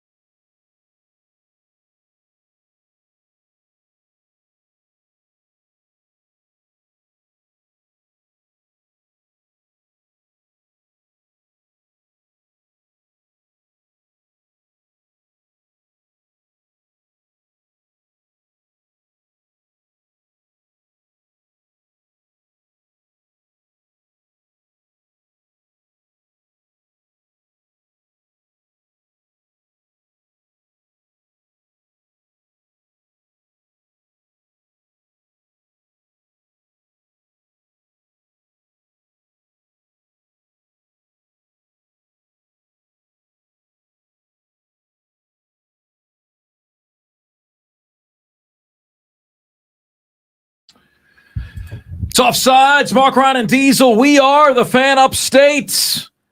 We've got the very latest matchup in our Upstate's favorite athlete bracket coming up at 5:20 p.m. this afternoon. Texter says, Kathy Ireland can kick for my team any day. Diesel, what movie? Necessary Roughness. There you go. Quarterback Scott Bakula. Bakula. Yeah. Who was also in Quantum Leap. Sinbad was in the movie. Jason Bateman was in that movie. Man, it was a good one. Texter Ed says, Straight Arrow Gennaro, head coach. would you believe, Diesel? I've never seen that movie. What? Necessary Roughness. Oh, you would love it. Actually, a good movie. Yeah, it's a great movie. Is it? And it's the main reason why I 100% to this day believe and will never stop believing that Texas State University should change their name, their mascot, to the Armadillos. They are the Texas State Bobcats, and it's boring. And in the movie Necessary Roughness, they are the Texas State Armadillos. What is the other mascot change name, Diesel, that you were advocating recently, and they did it temporarily, but it wasn't permanent? Oh, my hometown team, who just played the Greenville Drive this past weekend, are the Hickory Crawdads. And I guess they called themselves because, being adjacent to the mountains, you got a lot of creeks and little rivers that run down from the mountains, and there's crawdads in the rivers. Well, they changed their name temporarily to the Dickory Dock, and I think that's a great name. They were the Hickory Dickory Dock for a weekend, and they had a great uniform that was like a grandfather clock with little mice running up it. It was such a great mascot, and they switched back to the Crawdads. How about that? Should never Boring. Boring. Texter says the answer to which sports team, pro sports team, will win their first title next. The Seattle Kraken. Release the Kraken, a texter says. I say give the Gamecocks Texas and Oklahoma on the schedule year one. Both are beatable year one. Well, you're only getting one. And you got to tell me which one you would rather get of the two. So, tease this, folks. I've got some data in front of me right now that I hold in my hand. You see this YouTube page? Only I can read it. Look at this. Look at this disaster. Okay? I have been putting this together on my own. All right? And I was curious because, the Athlon Sports Magazine ranks the conferences this year. Okay? They give you like the conference rankings, how the conference are ranked, how they see the layout and the breakout and all this stuff, and where they size up against everybody else. And it's interesting as you consider this, their own conference rankings, Diesel, don't follow the rankings that they give you in the magazine. They say the SEC is first, Big Ten second, Pac-12 third, Big 12 fourth, and the ACC is fifth. And I was wondering, okay, because I care about this sort of thing, is the gap between the group of five and the Power Five narrowing, or is it becoming greater than the gap greater than the chasm that is the Grand Canyon? Are we having more parity in college football or less? What is happening through conference realignment, through name, image, and likeness, and through the transfer portal? And what I found, folks, is perhaps the most bleak report that I have seen yet. Now, what I have done here on that page I just showed our YouTube feed that has all these numbers on it is I wrote down the individual rankings for every team in every conference. Okay? I got 130 teams ranked on this piece of paper. And because there are two measurements that people look for, right? Some people value the median, which is the middle number. So if you have 12 teams in your league, it's number 6. 14 teams in your league, it's number 7. What is the median number there? And some people value the mean, which is the average of all of the numbers. What I have done here is I've taken each conference and I've averaged the mean and the median for each conference to give you one number from each and every conference. You know what the mean and the median are, but what's the mode? I forgot that. That is one of them. That is one of them. Texter. If any texters know and can define what a mode is mathematically speaking, please let us know, because years of schooling and I never figured out what the hell a mode was. No clue. And Diesel, I flunked statistics 3 times. 3 times. I kept taking the same class. I got a D all 3 times I took it. Can't explain it. Don't explain it. Don't want to know. Don't want to know why. Just I quit after way too long. So here's the thing. Here's what we've got here. All right. There are some leagues that are very, very top heavy. Okay, very top heavy, and their median is well below their average. Like the Big Ten, for example, has teams ranked, let's see here, 2nd, 5th, and 8th. The Big Ten has teams 2nd, 5th, and 8th. Then they kind of fall off a cliff with like the bottom of that league. So the mean is a lot higher than the middle number because the 7th best team in that league isn't great. It's all about Michigan, Ohio State, and Penn State, right? And so you're able to see, okay, is a league top heavy? If so, the median will be higher than the mean, right? If a league doesn't have any great teams, right? Then you might have a situation where the mean is higher than the median. Everyone's kind of bunched together. But anyway, here's what I have. All right. In terms of the average teams, in terms of the average strengths of these leagues, Diesel, the magazine tells me that the Sun Belt is the best group of 5 team.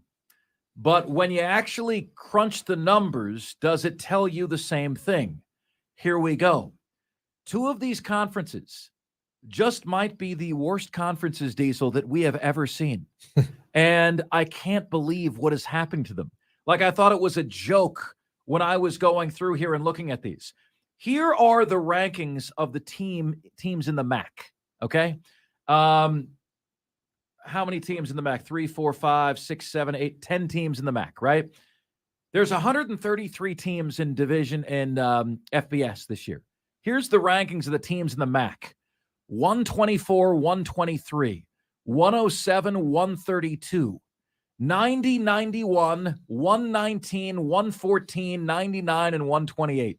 So would you say 93 is the highest ranked 90th. program? 90th is the highest ranked program out of the MAC. That's why they're getting desperate playing on Tuesday nights in October. Yeah, every program, they have a one team, Diesel, that's 99. That makes it so that they have 3 teams that are inside the top 100. And everyone else, 7 teams are lower than 100. Ouch. This is, Diesel, I've done this exercise because I'm a nerd for some years now. This is the worst that any conference has ever performed. And the shocking thing is they've had teams that will be outliers jump out one year, be really good. There was the year Western Michigan was really good with PJ Fleck. And then there was the year, and this was going back 10 years or so ago now, where Northern Illinois was really good. Yeah. And you have that happen. So you can have teams jump out and be really good in that conference. But most years it's just not the case. So when I take the mean and the median and I average them for that league, which is the total average. So I'm taking the average of those teams, and then I'm taking the middle number of those teams. The number that I get for the MAC is 113.5, Diesel, out of 133. Not good. Okay. That's the worst we've ever had. Number 9th place, Conference USA. Diesel, here are the teams in Conference USA. 129, 125, 83, 112, 98, 104, 130, 115, and 72. Better than the MAC, right? But the total number is 108. That is the typical team in Conference USA, is ranked 108th. In 8th place, what has happened to the American, Diesel? They've been stripped bare. Yeah, top end of that conference is moving on, and they've replaced them with the middle part of Conference USA. And the mean and the median, the number for the American is 95.5. That is the typical team of the American. It's ranked 95.5 this year. They're the 8th best conference. That's not good. The best team in the American, you know who it is. It's Tulane at number 22. Okay? They just beat USC. They've got another team that is 32. And then their next best team after that, their third best team is 62nd, the American Athletic Conference. Then, Diesel, it comes to a split of hairs. And this is the team that this is the league that your conference needs to compete with. The Sun Belt, Diesel, and again, I don't think this is great. The typical team is 88.5. Mm-hmm. And the Mountain West, the typical team is 88. Okay? 88.5 to 88. They say Appalachian State is 87 this year, which is just right about a median team in the Sun Belt. So Sun Belt 7, Mountain West 6. Those are the two conferences fighting for the best group of 5. And here's why I'm depressed. Because the gap between the best group of 5 and the worst Power 5 is essentially 2-1. The number for the ACC, the worst Power 5, is 44.5. The Mountain West is 88. It's essentially 2-1. We had years the last few years where there was a real debate between the American and the Pac-12, or the American and the ACC, or the American and the Big 12. And it looks like we're about to enter a college football year where the group of 5 just falls off a cliff, Diesel. Like, really, falls off a cliff. I mean, this is literally the haves and the have-nots. Well, it would, yes, if you want to look at it through this very small lens, but you also, a conference's average team, aka conference reputation, doesn't represent a team on the field, doesn't field a team on the field. Now, if we're talking about you had to pull at random players from every single team to field a conference representative all-star team, or just a conference representative team, yeah, sure, you'd be in that situation. You know, if you're saying, all right, we'll take the right tackle from UL Monroe, and we'll take the center from Georgia State, and a wide receiver from Coastal, and a quarterback from Georgia Southern, then you might have that scenario. Those numbers might actually hold some weight. But when the top end of a conference is always who represents a conference, what the teams below them do doesn't matter. They just provide wins on the schedule for the good teams. Yeah, but Diesel, the top teams on your conference have to be respected. You know, like Tulane earned respect. Yeah. Cincinnati earned respect. If the best team in your conference, the MAC, is ranked 90th. Yeah. Well, the hard part for the MAC is they don't have the excuse of conference realignment taking their best teams away from them. Conference USA does, because some of their best teams went either to the Sun Belt or to the American, and the best teams in the American were pulled by the Big 12.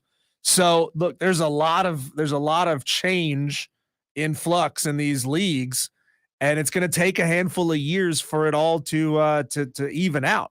Ladies and gentlemen, I'm warning you about something. Okay, I think Diesel. Okay, and Diesel can't hear me right now, so don't worry. Okay, I think Diesel might be about to be entering the most depressing college football season of his life. Okay, with very, very few group of 5 wins over the Power 5, and that is my worry. That is my worry. Now, that's what all pundits say every year, and then the big upset happens. We did this last year. The American was right there with the ACC. Now let's get to the Power 5. Very, very, very close between 3, 4, and 5. And you'd be surprised to know that the Big 10 is not number 2. All right. The ACC is 5th at 44.5. The Big 12 is 4th at 42.5. Remember, the Big 12 this year has added Houston, UCF, BYU, and Cincinnati. How are those teams expected to be this year in 2023? How are they expected to be? Well, I'm glad that you asked. My magazine, and remember, Remember Utah stunk for a few years when they went to the Pac-12? They needed to build the depth. They say BYU in the Big 12 is number 58. They say Cincinnati's number 60. They say, let's see here. I'm sorry, Cincinnati's 67. Houston is 60. And UCF is also in this thing now, right? UCF is number 53. These were top 25 teams before. You throw them into the Power 5, they're all between like 50 and 60. So the Big 12 is 42.5, ACC 44.5. Third place, the Big 10 is 41.5. You have a very, very, very top-heavy league. Then you have the likes of Illinois and Rutgers and the Marylands of the world that drag down the rest of the Big 10. The Big 10 has teams 2nd, 5th, and 8th, and teams 81st, 79th, and 84th. The Big 10. That's not going to get her done. Second best league, proving that Athlon's own magazine is wrong this year, is the Pac-12. When you average their mean and median, their typical team is 36th. Okay? Good year for the Pac-12. Very good year for the Pac-12. You've got Washington, who's a top 10 team. Oregon's around a top 15 team. Oregon State's top 20. USC is a projected playoff team. Pac-12 this year, average team is 36. And the SEC. And this really, really burned my brownies, folks. They said to me, Florida is the second worst team in the SEC this year. Second worst team. How about that? The average team for Florida is 27.5 when you combine the mean and the median. 27.5, far and away the best. Pac-12 is at 36. And then the Big 10, the Big 12, and the ACC are there's a razor-thin margin between those two. All right. We've got the top 5 at 5 coming your way next, right here on Offsides. We are the Fan Upstate.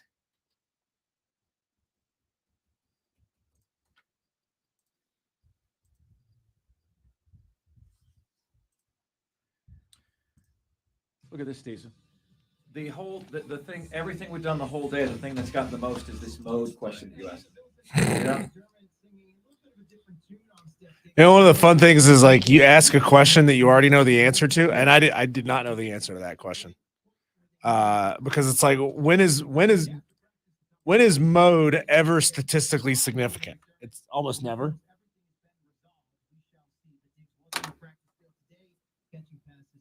Other than like teachers teaching it to you because teachers have always taught it to you. I don't understand the point of like knowing what a mode is.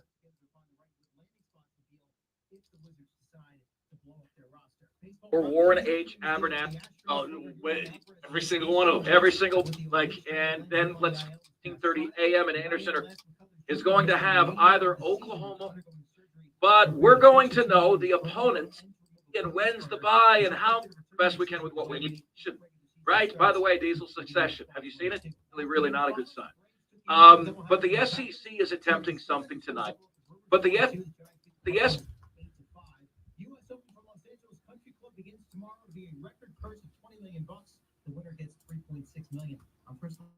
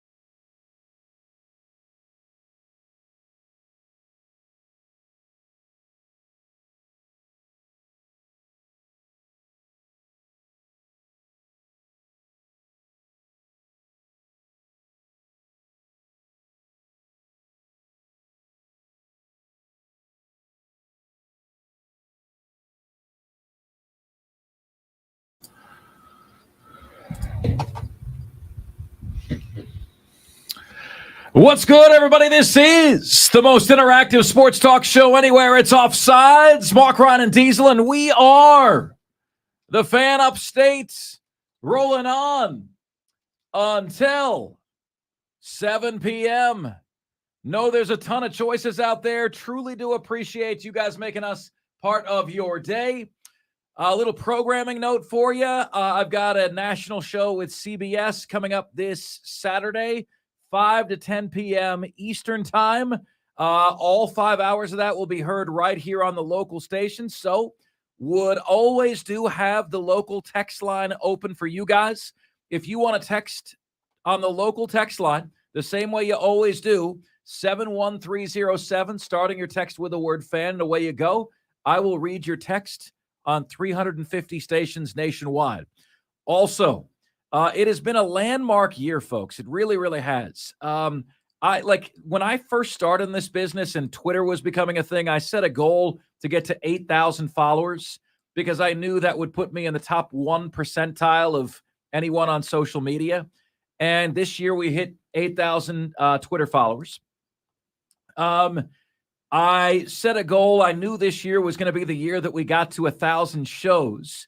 And that means we've lasted here twice as long as the average sports media job of 2.3 years. So we're coming up on show 1,000. And this month, we're also going to hit, for my career, 10,000 hours on the air. Okay. Now, there are, as you guys know, 24 hours in a day and 365 days in a year. Okay. There are, therefore, in a year, 8,760 hours. I am but 46 years old, folks. I did not get any time on the air until I was like 26, 27, 28 years old. I've now spent more than a year of my life on the radio. A year has 8,760 hours. By the end of this month, we'll hit 10,000 on-air hours. How about that for the career? But let's talk about the 1,000th show. Next Wednesday is going to be our 1,000th show here on the Fan Upstate. We're going to ask you guys for your favorite show memories. We're going to ask you guys for the worst moments in Offsides show history. We're going to be live on location. Would be awesome to have a chance to meet you on our 1,000th show, 8004 Warren H. Abernathy Highway in beautiful Spartanburg is where we will be. We're going to be giving away gift cards from Ingles Markets. We're going to be giving away shirts from the Fan Upstate and hats from the Fan Upstate as well. 71307 on the text line is where you can get to us. It is time for us, my friends, to do that jam. We call it the Top 5 at 5, the top 5 biggest sports stories of the day, the top 5 topics we're discussing. Ladies and gentlemen, the Upstates Offsiders, the Top 5 at 5 starts right now. And now, the Top 5 at 5. And 5, 4, 3, 2, 1. Hit it. 5. All right, guys. Up at number 5, the Denver Nuggets left a list of teams who have never won a championship. So did the Las Vegas Golden Knights. In so doing last night, beating the Florida Panthers 4-1 to win the Stanley Cup 4-1. Beating the Florida Panthers last night 9-3 to win the Stanley Cup final 4-1. They made everyone look bad, the Las Vegas Golden Knights, because they won the Stanley Cup in just their 6th year of existence. You know, realize, folks, that if you play in a league that has 30 teams, you should win a championship every 30 years, right? If you're merely average, you should win a championship every 30 years because one team wins the championship every 30 years and your league has 30 teams, right? So it is amazing to consider that the following teams have never won a championship: the Colorado Rockies, the Milwaukee Brewers, San Diego Padres, Seattle Mariners, Tampa Bay Rays, Texas Rangers, Brooklyn Nets, Charlotte Hornets, Indiana Pacers, Los Angeles Clippers, Memphis Grizzlies, Minnesota Timberwolves, New Orleans Pelicans, Orlando Magic, Phoenix Suns, Utah Jazz, Arizona Cardinals, Atlanta Falcons, Buffalo Bills, Carolina Panthers, Cincinnati Bengals, Cleveland Browns, Detroit Lions, Houston Texans, Jacksonville Jaguars, Los Angeles Chargers, Minnesota Vikings, Tennessee Titans, Arizona Coyotes, Buffalo Sabres, Columbus Blue Jackets, Florida Panthers, Minnesota Wild, Nashville Predators, Ottawa Senators, San Jose Sharks, Vancouver Canucks, and the Winnipeg Jets. Oh my gosh, can I please get a breath? My question to you guys is this. Who is next to win their first? Okay, fine, I'll go first. It's going to be the Buffalo Bills. Are going to be the next team that wins their first professional sports championship. If not them, maybe the Tampa Bay Rays, who look to be the best team in the bigs this year. If not them, maybe the Cincinnati Bengals. If not them, maybe the Phoenix Suns, who now have Devin Booker and Kevin Durant. Who is going to be the next to win their first? You'll always remember your first time. Next up. 4. You know, folks, I want your opinion on an adage that, like Booger and I, when I worked with Booger McFarland in Tampa, we always used to butt heads about this, because there was this vibe. Look, Booger and I are tight. We're good. We're friends. But I can be honest with you about, we had bumps in the road. There were times where we got along and times we didn't, right? One thing we had to get over is that he, implied a bunch of times that, he played in the NFL and I didn't. And I was like, bro, every time you do that, you're undermining the credibility of the show. Every time you do that. Every time you say, well, why listen to Mark Ryan? You played in the NFL. Mark didn't. And the reality was, I actually was, when he and I went toe-to-toe on a topic, I actually was right my fair share of the time. Now, whether that was I was right 55% and he was right 45%, or whether he was right 60% and I was right 40%, I don't know. But I do know I was right my fair share of the time. And I continue to hear this, right? I continue to hear J.J. Redick scoff at people who have an opinion on basketball that didn't play the game. Charles Barkley says idiot fans and stupid media, right? So where do you guys come out on if you didn't play, you can't opine? If you didn't play, your opinion must not be valid. Personally speaking, I knew it was bogus when I started winning football debates with Booger. When I started telling Booger, this guy's not going to work in the NFL. And he argued otherwise. And then I was right. I realized that, look, just because he played, he might know some things better than I do, but not all things better than I do, right? Where do you come out on that? None of us played professional sports, or maybe 99% of you right now listening did not play professional sports. Should your opinion not matter? But I did stay at a Holiday Inn Express last night. That's right. Should my opinion not matter? Next up. 3. At number 3 today. Folks, I just got to tell you this. I am watching Ted Lasso right now. It's a sports show, Apple TV. Called the Madre on the way into the show today, and I said, Mom, I'm going to need you to do me a favor. But then after about a few episodes, you're going to realize it's, I did you a favor. I need you to get Apple TV, do a free trial, 3 seasons of Ted Lasso. Okay, that's it. Then the show's done. We've got 2 episodes left. It is freaking fantastic. It's just, folks, the caliber of the show, the caliber of the writing and the characters and the plot and all that goes into it is just a cut above. The show literally has everything. I ran into the TV personality the other day this week. I was picking up a Father's Day card, and he was doing the same. I ran into Mark Whiteman this week from YFF, and his wife was there. We were talking about Ted Lasso. There was a Ted Lasso card. And his wife said, the show has everything, doesn't it? I was thinking about it. It does. It has good, wholesome messaging. It has humor. It has drama. It has rated R moments. You know, it legitimately has everything. And I'm coming to the end of it. I don't know what happens. I have 2 episodes left. And all I can tell you guys is I offer it my highest recommendation. So if you'd like a TV show recommendation from our show, Diesel and I are both huge Ted Lasso guys. Now, I know, Diesel, you have a different rule on spoilers than I do. Yeah. Please don't spoil. But can you just share with the audience what you love about the show?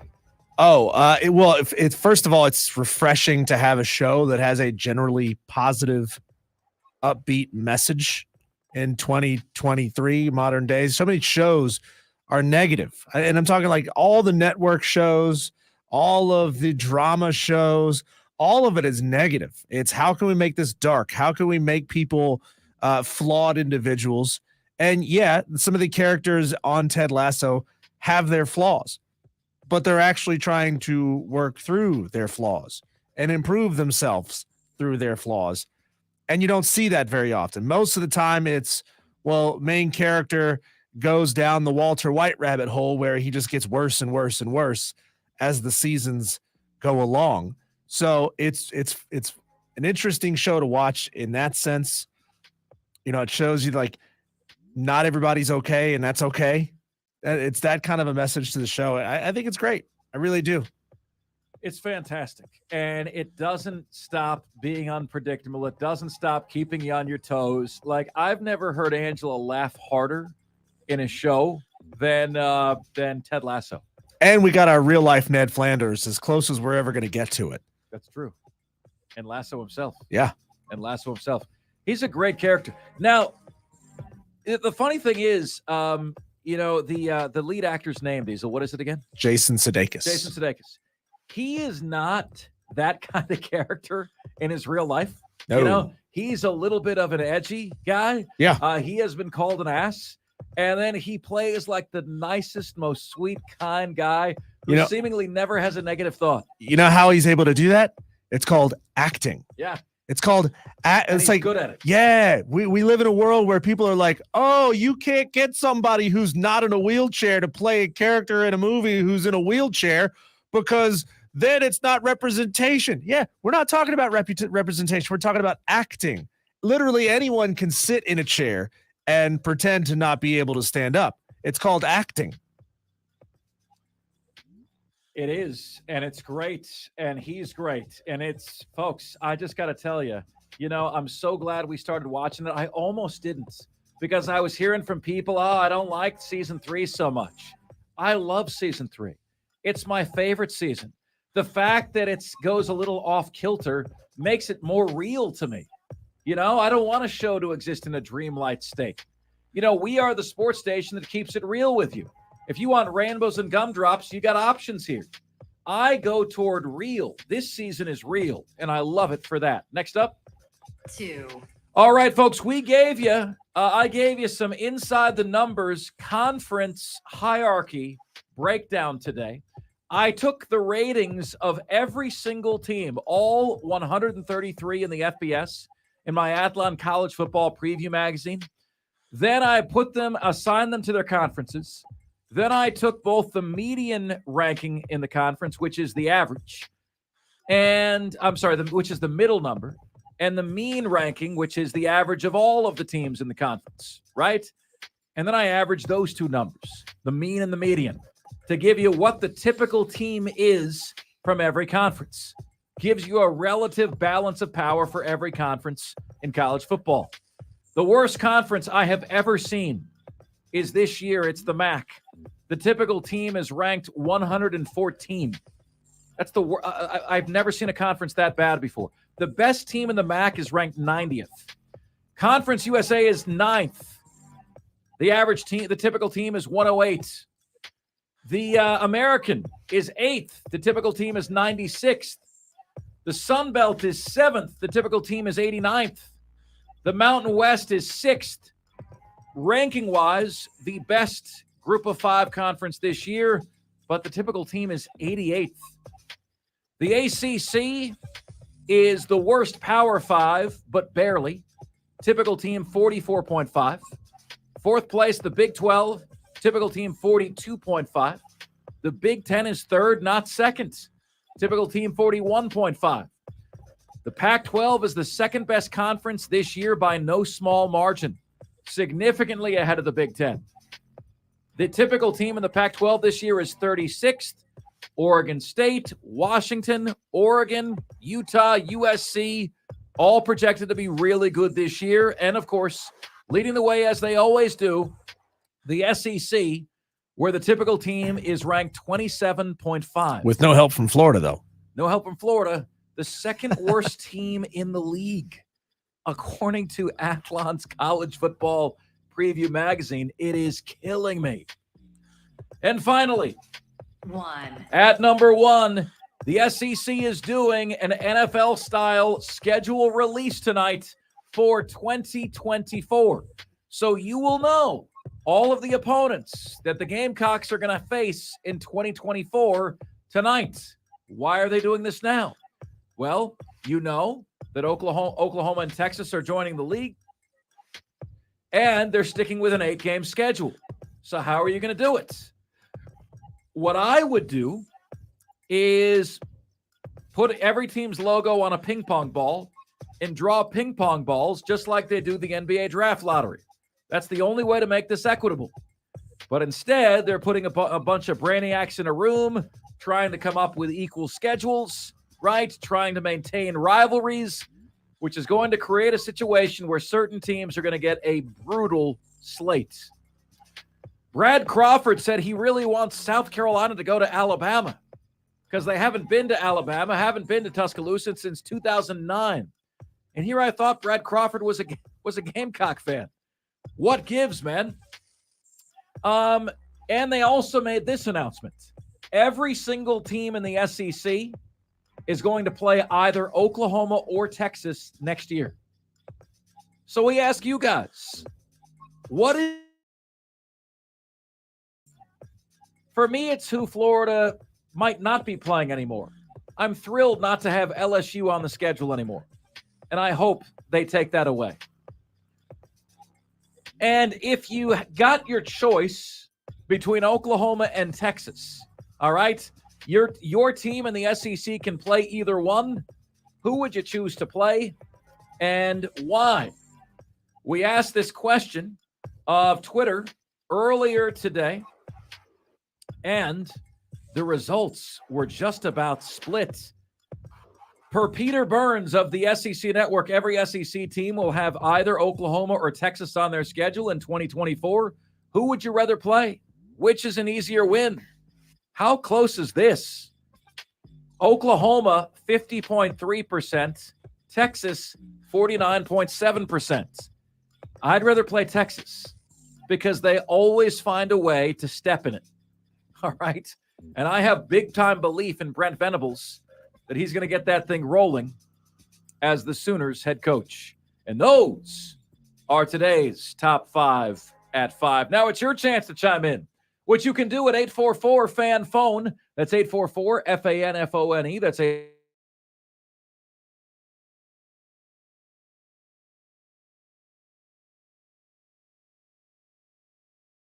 You can get to us on Twitter, on Facebook, on YouTube, at the Fan Upstate on each one. And then finally, email.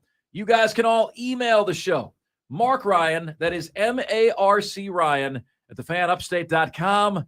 All the different ways you can get in touch with us here on the most interactive sports radio show anywhere.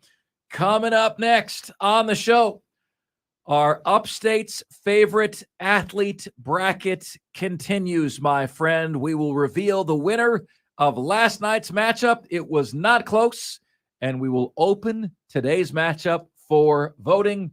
That, my friends, is next. This is the most interactive sports radio show anywhere. It's Offsides, Mark Ryan and Diesel, and we are the Fan Upstate.